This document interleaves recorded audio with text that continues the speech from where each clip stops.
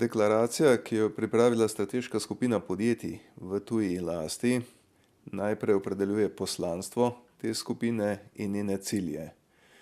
Hkrati predstavi člane te skupine oziroma njihov pomen za slovensko gospodarstvo, opredeli tiste dejavnike, ki delajo Slovenijo privlačno za vlaganja tako domača kot tuja, in hkrati opozori na tiste izzive, kjer se bomo morali skupaj potruditi za to, da jih bomo čim bolje izkoristili v prid bodočih vlaganj.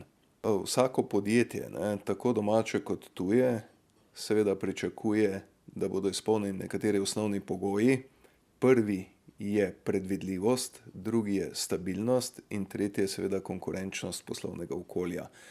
Ko govorimo o prvih dveh, verjetno ni potrebno dodatno pojasnjevati.